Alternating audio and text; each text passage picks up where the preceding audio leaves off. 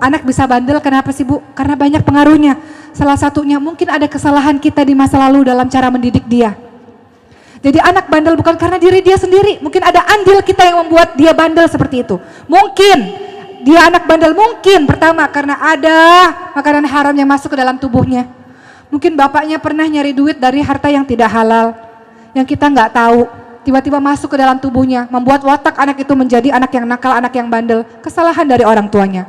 Mungkin dalam proses pengasuhan anak ada yang membuat kita tidak sabar, kita marah padanya, kita menyakiti hatinya, kita memukul dia misalnya. Hati-hati kalau pukul tuh Bu, dia akan membekas itu pukulan itu. Mungkin pukulannya akan hilang dari tubuhnya, tapi sakitnya itu masih membekas dalam hatinya. Jangan sampai membesar anak kita melakukan hal yang serupa. Kita biasa pukul anak kita, ketika dia sudah besar, dia berada dalam lingkaran setan yang juga seperti itu. Dia akan pukul generasi-generasi berikutnya. Kita nggak pengen anak-anak kita menjadi anak-anak yang kasar seperti itu. Mungkin anak-anak kita bandel karena kita nggak penuh dalam memberikan kasih sayang pada dia. Iya, aku sayang, tapi kita nggak bisa mewujudkan kasih sayang. Banyak kok orang tua yang gengsi memeluk dan mencium anak-anaknya, betul nggak Bu? Sayang sih sayang, terutama bapak ya. Sayang sih sayang, tapi tidak sanggup mewujudkan ekspresi kasih sayang kepada anak. Nggak pernah bilang, nak, ibu sayang sama kamu nak. Nggak bisa ngomong begitu karena tidak terbiasa. Padahal dalam agama kita kalau sayang, kalau cinta, bilang sama orangnya. Bilang sama anak kita, nak, Umi sayang nak sama kamu nak. Umi cinta sama kamu nak. Katakan Bu hal seperti itu. Anak-anak tidak paham, ibu marah karena ibu sayang. Dia tidak paham karena ibu nggak pernah bilang ibu sayang sama dia. Nggak pernah cium, nggak pernah peluk. Makanya kata Rasul, ketika ada seorang yang berkata, Rasul, engkau menciumi anak-anakmu Rasul. Aku punya 10 anak, aku nggak pernah cium. Kata Rasul apa? Man la yarham la yurham. Barang siapa yang tidak menyayangi tidak akan disayangi. Engkau minta anak-anakmu sayang patuh terhadapmu sementara engkau sendiri tidak memperlakukan anakmu dengan cara seperti itu. Man la yarham la yurham. Engkau nggak sayang, engkau nggak akan pernah disayangi. Cium, belai, peluk anak-anak kita. Anak-anak yang kekurangan pelukan, ciuman, belayan Bu, di masa remajanya kosong kering, dia akan cari pelukan dan ciuman dari orang lain Bu. Mau nggak Bu?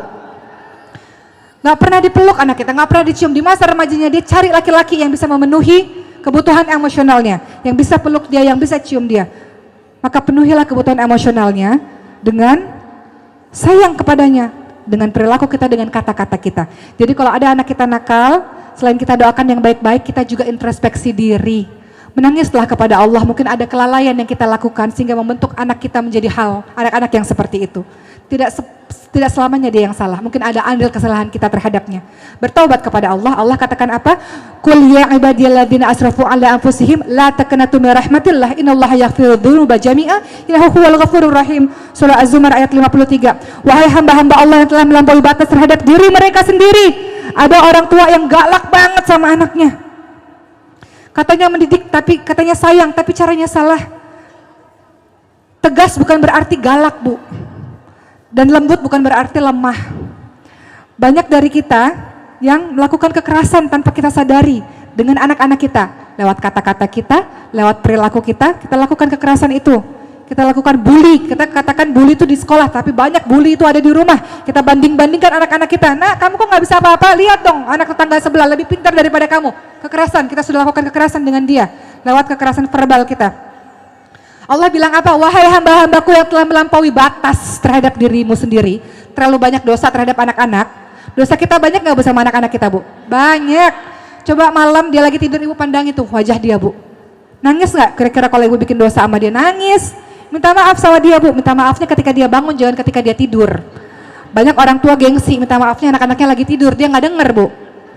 Ya, perhatikan wajah anak-anak kita, anak-anak yang tanpa dosa, karakter dia terbentuk gara-gara kita. Betapa banyak dosa-dosa kita yang kita lalai, tidak amanah. Allah lebih sayang kepada dia Bu, Allah bisa ambil dia kapan saja Bu. Allah bisa ambil dia kapan saja.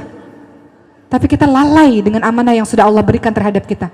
Maka Allah bilang, wahai hamba-hambaku yang dosanya terlalu banyak, wahai hamba-hambaku yang telah melampaui batas terhadap diri mereka sendiri, jangan berputus asa dari rahmat Allah.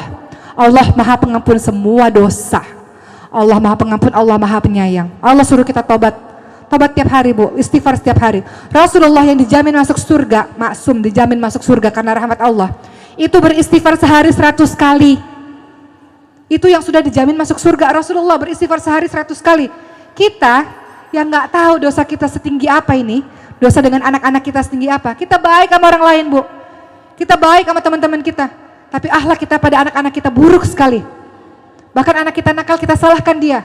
Padahal kita nggak sadar anak kita nakal karena andil diri kita sendiri. Minta ampun pada Allah dan minta kekuatan. Ya Allah, berikan aku kekuatan untuk bisa mendidik dan bimbing anak-anakku di jalan-Mu, wahai Allah.